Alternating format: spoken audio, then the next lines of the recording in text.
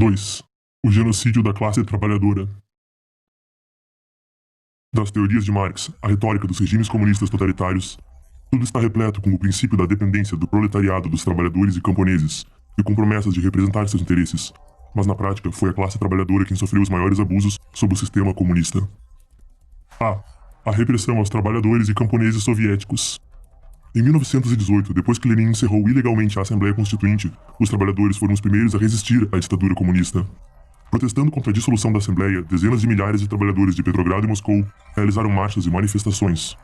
Soldados bolcheviques reprimiram a agitação com força letal, atirando nos manifestantes e cobrindo as ruas de Petrogrado e Moscou com o sangue dos trabalhadores.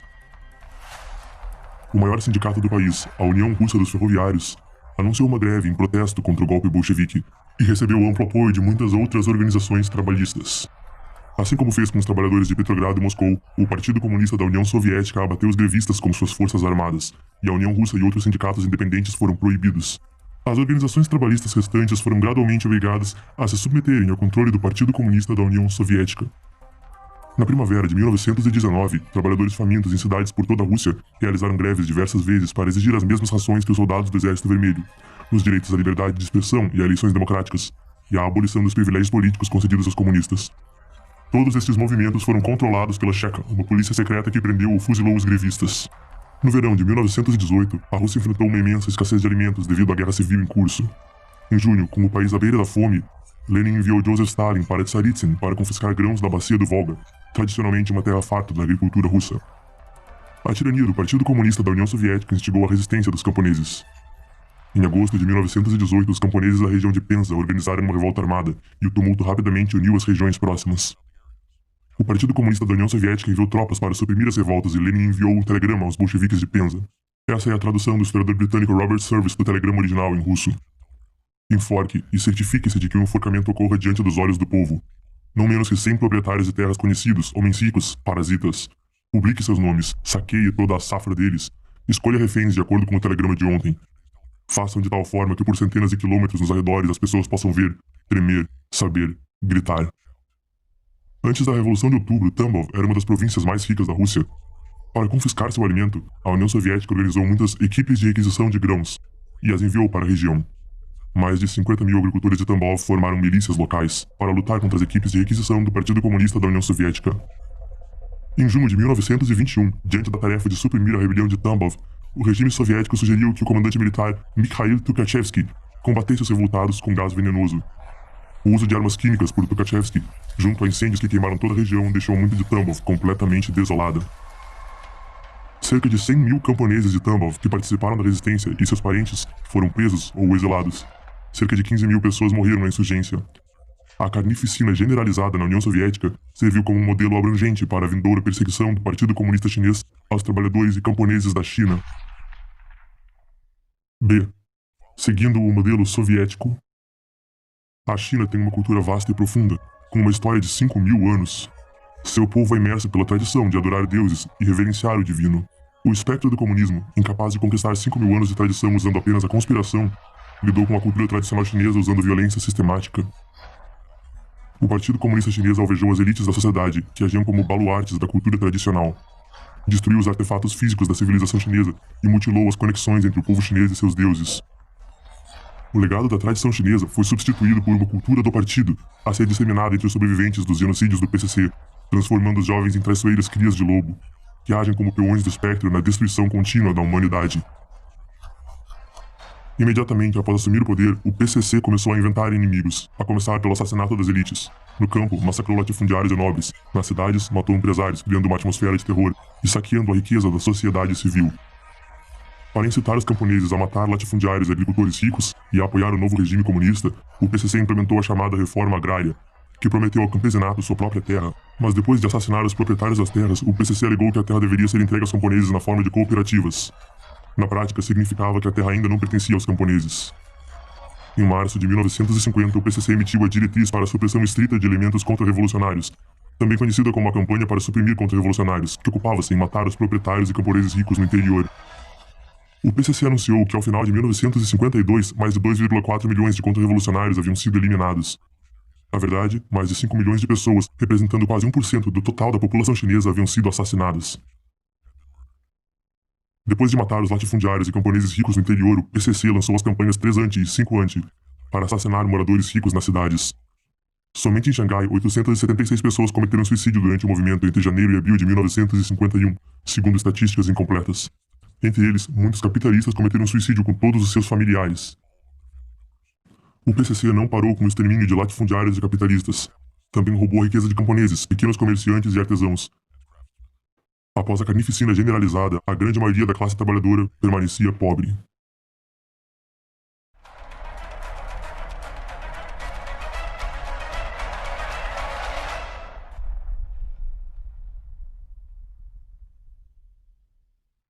Três. A brutalidade absoluta do Partido Comunista. A. Atrocidades do comunismo soviético. Gulags. A inspiração para os campos de morte de Hitler. Em 5 de setembro de 1918, Lenin ordenou a criação do primeiro campo de concentração soviético nas Ilhas Solovetsky para encarcerar, torturar e assassinar presos políticos e dissidentes que se opuseram à Revolução de Outubro.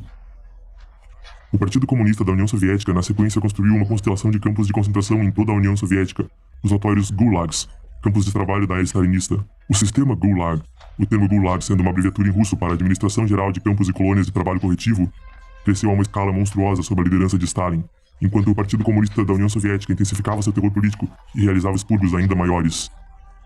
À época da morte de Stalin, em 1953, havia 170 departamentos de Gulag, administrando mais de 30 mil campos individuais espalhados por toda a União Soviética, no que Alexander Solzhenitsyn notoriamente nomeou o arquipélago Gulag em seu livro homônimo. Em seu trabalho documental, Solzhenitsyn listou 31 métodos diferentes usados pela polícia secreta soviética para esgotar as forças de seus prisioneiros e forçá-los a confessar qualquer crime. Aqueles enviados ao Gulag sofriam de uma constante escassez de alimentos e roupas enquanto eram forçados a realizar trabalhos penosos por de 12 a 16 horas por dia no frio congelante do inverno russo. O número de mortos foi enorme. Muitas pessoas foram presas junto de toda a família, com maridos encarcerados e esposas exiladas. Nem mesmo os idosos, alguns já na casa dos 80 anos, foram poupados. Os condenados variavam, desde elites do alto escalão do partido, líderes de Estado e comandantes militares, a cidadãos completamente comuns de toda a sociedade civil, incluindo crentes religiosos, engenheiros, técnicos, médicos, alunos, professores, operários fabris e camponeses. É comum as pessoas acreditarem que os campos de concentração foram uma criação nazista, mas na realidade o sistema Gulag soviético foi o precursor de formas semelhantes de repressão em todo o mundo, em regimes comunistas e não comunistas. De acordo com o ex-oficial da inteligência militar soviética e conhecido historiador Viktor Suvorov, antes da Segunda Guerra Mundial, Hitler enviou oficiais da Gestapo à Rússia para conhecer e estudar a experiência acumulada pelos soviéticos na construção do Gulag. De acordo com estimativas conservadoras, mais de 500 mil prisioneiros morreram no sistema Gulag entre 1930 e 1940. Durante os anos de terror de Stalin, antes da guerra, o sistema foi dissolvido em 1960. Em 2013, um site da mídia estatal russa relatou que mais de 15 milhões de pessoas foram condenadas e presas nos campos de trabalho do Gulag, e mais de 1,5 milhão morreram. Mortes por inanição. Os regimes comunistas muitas vezes mataram gente através da fome. Entre 1932 e 1933, a região da Ucrânia sofreu de uma fome genocida generalizada, conhecida como o Holodomor, causado pelo regime soviético. Após a Guerra Civil, a agricultura coletiva compulsória do Partido Comunista da União Soviética encontrou resistência generalizada do campesinato ucraniano. Para lidar com isso, o regime soviético classificou a maioria dos agricultores habilidosos como kulaks e exilou-os na Sibéria Ocidental e nas repúblicas da Ásia Central. A remoção dos kulaks foi uma perda imensa para a agricultura ucraniana, e em 1932 a produção despencou. No inverno entre 1932 e 1933, o governo soviético cortou o fornecimento de alimentos para a Ucrânia e ergueu cercas de segurança ao longo das fronteiras da república. No início, ucranianos sobreviveram com os vegetais e batatas estocados em suas casas, mas esses logo foram confiscados pelas autoridades do partido. Um grande número de agricultores morreu de fome. Em desespero, as pessoas alimentavam-se de carcaças desenterradas de gatos, cães e gado, e até do canibalismo. As autoridades impediram os provincianos de viajar para as cidades em busca de comida. Muitas pessoas morreram de fome caminhando ao longo das ferrovias. A fome do Holodomor fez de mais de 1 milhão de crianças ucranianas órfãs. Muitas delas ficaram desabrigadas, e não havia escolha a não ser mendigar por comida nas cidades. Para eliminar esse constrangimento, Stalin assinou ordens autorizando a polícia a fuzilar crianças de até 12 anos. As estimativas do total de mortos durante o Holodomor variam de cerca de 2,5 milhões a 4,8 milhões de pessoas. Durante a fome, os corpos das vítimas podiam ser vistos por toda parte nas ruas de Kharkov, a capital ucraniana. O grande terror chega à elite soviética. O propósito do espectro comunista é destruir toda a humanidade, incluindo eventualmente seus próprios seguidores. Isso aconteceu durante a era stalinista, enquanto o Partido Comunista da União Soviética realizava expurgos sangrentos entre seus próprios escalões. A partir de 1928, Stalin alvejou os escalões superiores da liderança comunista. Dos 1966 delegados ao 17º Congresso do Partido Comunista da União Soviética, em 1934, 1.108 foram presos sob a acusação de atividade contra-revolucionária. Dos 139 membros do Comitê Central eleitos no 17º Congresso, 4 em cada 5 foram fuzilados. O Politburo soviético elegeu 31 membros entre 1919 e 1935, dos quais 20 foram mortos nos expurgos de Stalin. Lavrentiy Beria, chefe da polícia secreta de Stalin, disse uma vez: "Mostrem-me o homem e eu encontrarei o crime." Exceto Stalin, todos os integrantes do Politburo à época da morte de Lenin em 1924, Lev Kamenev, Grigory Zinoviev, Alexei Rykov, Mikhail Tomsky e Leon Trotsky, foram executados ou assassinados até 1940. Nenhuma alçada da sociedade foi poupada pelo Grande Terror. Repressão nos campos da religião, da ciência, da educação, da academia e das artes precedeu os expurgos que assolaram a elite militar e política. As principais vítimas do terror de Stalin foram os cidadãos soviéticos comuns. Quantos foram presos, mortos, encarcerados ou exilados por Stalin no Grande Terror? Ainda hoje não há registros ou respostas cabais. Na véspera da dissolução da União Soviética, em junho de 1991, o chefe da KGB, Vladimir Kryuchkov, disse que entre 1920 e 1953, cerca de 4,2 milhões de pessoas foram, citando, suprimidas, incluindo 2 milhões somente durante o Grande Terror. Alexander Yakovlev, um político reformista na era soviética e sob Yeltsin, disse em uma entrevista de 2000 que as vítimas da repressão stalinista totalizavam pelo menos 20 milhões. B. Atrocidades do PCC. De 1949, o ano em que o regime do Partido Comunista Chinês, ou PCC, foi estabelecido, a 1966, dezenas de milhões de chineses perderam a vida na campanha para suprimir contra-revolucionários, nas campanhas 3 anti e 5 anti, na campanha antidireitista e na grande fome causada pelo grande salto para frente. Esse período foi seguido por lutas sangrentas dentro do PCC. Conforme uma nova geração de chineses criados para serem filhotes de lobo ateus, doutrinados pela educação e pela cultura comunista do partido atingia a maioridade, o espectro comunista lançou uma campanha de carnificina e destruição ainda mais desenfreada para erradicar 5.000 anos de cultura tradicional chinesa. A Grande Fome Chinesa. Entre 1959 e 1962, a China passou pela fome mais genocida da história. Para enganar o mundo, o PCC ainda afirma que foram 3 anos de desastres naturais. Na verdade, em 1958, o PCC iniciou rapidamente o movimento da Comuna Popular e a campanha do Grande Salto para frente. Esses esquemas ferozes, que esgotaram os estoques de alimento e dizimaram a produção agrícola chinesa, foram sustentados por uma infinidade de relatórios falsos, escritos por funcionários em todos os níveis de liderança, das regiões rurais às cidades. O PCC usou esses relatórios como justificativa para confiscar grãos dos camponeses, que foram obrigados a entregar sua comida, sementes e ração animal ao regime. Os órgãos administrativos do PCC em todas as alçadas enviaram delegados para o campo. Eles usaram tortura e interrogatórios para arrancar as últimas migalhas de comida dos camponeses condenados. Seguindo o exemplo dado pelos comunistas soviéticos, o PCC impediu que os aldeões fossem às cidades em busca de comida, causando a morte em massa de famílias e até mesmo aldeias inteiras. O canibalismo era generalizado, e os cadáveres das vítimas da fome abundavam pelo campo. Quando os camponeses eram vistos roubando para sobreviver, eram mortos. O grão apreendido pelo governo foi vendido por grandes quantidades de armamento soviético ou por ouro, que o PCC usava para pagar dívidas, enquanto fechava os olhos para a perda de vidas chinesas. Em apenas 3 anos, a Grande Fome Chinesa exterminou dezenas de milhões de pessoas.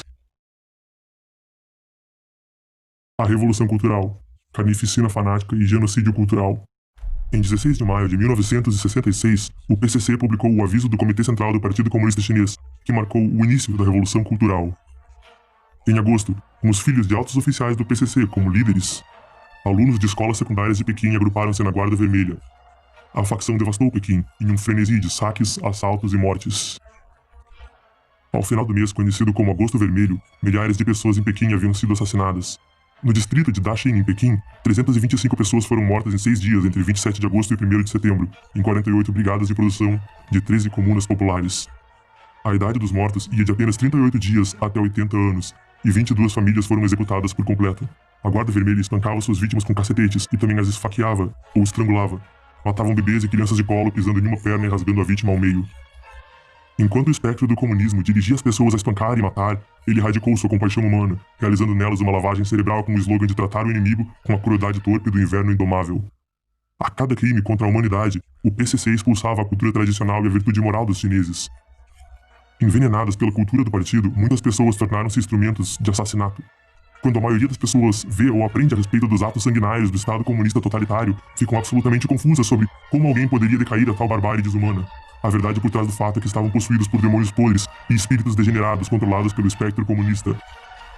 Estimar a perdição da revolução cultural é uma tarefa assustadora. A maioria dos estudos sugere um número mínimo de 2 milhões de mortes. R.J. Rummel, um acadêmico americano que pesquisou o genocídio, escreveu em seu livro China's Bloody Century que a revolução cultural ceifou a vida de 7,73 milhões de pessoas. Dong Baoxun, um professor adjunto da Universidade de Shandong, na China, e Jin Longjia, vice-diretor do Gabinete de Pesquisa de História do partido em Shandong, publicaram um livro em 1997 intitulado Exonere os Inocentes, Reabilite os Injustamente Acusados e Condenados. Lá citava Ye Jianying, o vice-presidente do Comitê Central do PCC, com as seguintes declarações, feitas durante a cerimônia de encerramento da Conferência Central do Trabalho em 13 de dezembro de 1978. 2 anos e 7 meses de ampla investigação pelo Comitê Central determinaram que 20 milhões de pessoas morreram na Revolução Cultural.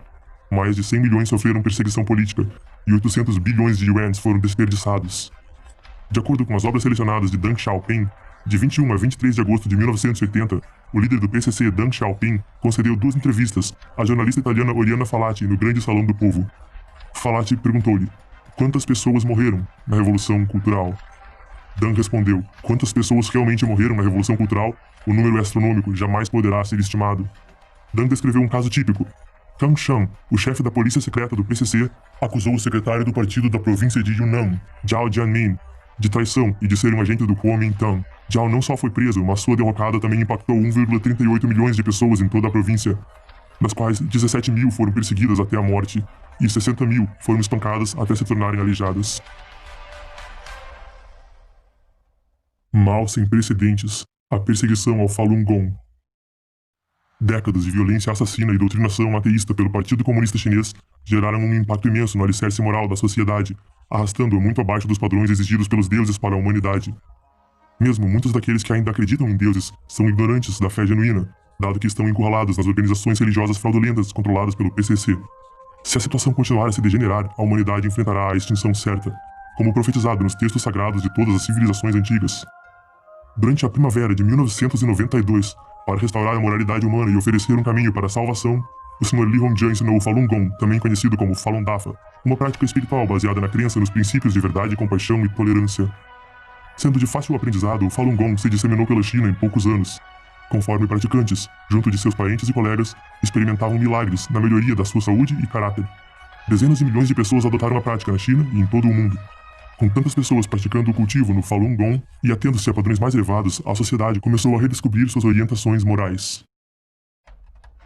Mas o espectro do comunismo é obcecado por impedir que o homem seja salvo pelo Criador. Ele destruiu as culturas tradicionais e corrompeu os valores morais humanos. Naturalmente, ele vê o Falun Gong como seu maior adversário. Em julho de 1999, o então líder do PCC, Jiang Zemin, unilateralmente ordenou a perseguição sistemática do Falun Gong e de seus praticantes. Em uma campanha brutal que abarcou a totalidade da China, o PCC aplicou todos os métodos imagináveis em seus esforços para cumprir a diretiva de Jiang. Mate-os fisicamente, leve-os à falência financeira e arruine suas reputações. Mídias do partido submeteram o povo chinês à propaganda incessante, repleta de ódio e calúnia ao Falun Gong, rejeitando seus princípios de verdade, compaixão e tolerância em favor da falsidade, maldade e luta. O espectro maligno levou a sociedade a novos níveis de degeneração moral. Em uma atmosfera de ódio e repressão que se reativava da dormência, o povo chinês fez vista grossa à perseguição ocorrendo ao seu redor, traindo budas e deuses. Alguns sacrificaram suas consciências e participaram da campanha contra o Falun Gong, ignorantes do fato de que haviam se condenado no processo. O espectro comunista não limitou a perseguição à China. Ele silenciou as nações do mundo livre enquanto o regime comunista deflagrou um frenesi de detenção, assassinato e tortura de praticantes de Falun Gong. Essencialmente subornado com incentivos econômicos, o mundo livre aceitou as mentiras do partido, dando aos perseguidores carta branca para cometer os crimes mais nefastos. Na perseguição ao Falun Gong, o PCC introduziu um mal nunca antes visto: extração forçada de órgãos de pessoas vivas. Como o maior grupo de pessoas presas por sua fé na China, praticantes do Falun Gong são mortos a pedido, abertos nas mesas de operações de hospitais públicos e militares, e seus órgãos são vendidos por dezenas ou centenas de milhares de dólares. Em 7 de julho de 2006, os advogados canadenses David Matas e David Kilgour, o ex-secretário de Estado canadense para a Ásia e o Pacífico, publicaram um relatório intitulado Bloody Harvest: The Killing of Falun Gong for Their Organs. Examinando 18 tipos de evidências, eles esclareceram sobre a monstruosidade do PCC, chamando-a de uma forma repulsiva de mal, nova neste planeta. Matas e Kilgore, trabalhando com investigadores internacionais, publicaram um relatório, uma atualização para The Slaughter e Blood Harvest, em junho de 2016, com mais de 680 páginas e contendo mais de 2.400 referências, comprovou, além de qualquer dúvida, a realidade e a escala da extração de órgãos de prisioneiros vivos realizada pelo regime comunista chinês. Em 13 de junho de 2016, a Câmara dos Representantes dos Estados Unidos aprovou por unanimidade a Resolução 343, exigindo que o PCC traga fim imediato à extração forçada de órgãos de praticantes de Falun Gong e outros prisioneiros de consciência.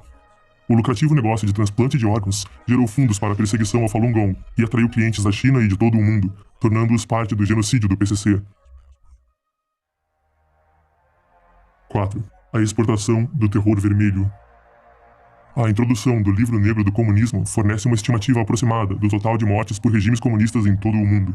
Confirma um número de 94 milhões, incluindo o seguinte: 20 milhões na União Soviética, 65 milhões na China, 1 milhão no Vietnã, 2 milhões na Coreia do Norte, 2 milhões no Camboja, 1 milhão na Europa Oriental, 150 mil na América Latina, principalmente em Cuba, 1,7 milhões na Etiópia, 1,5 milhões no Afeganistão, 10 mil devido ao movimento comunista internacional e os partidos comunistas não governantes. Além da Rússia e da China, regimes comunistas menores mostraram-se não menos dispostos a envolverem-se no mal absoluto. O genocídio cambojano é o mais extremo assassinato em massa executado por um governo comunista. De acordo com diversas estimativas, o número de cambojanos mortos pelo regime do Khmer Vermelho de Pol Pot varia de 1,4 milhões a 2,2 milhões, até um terço da população do Camboja à época.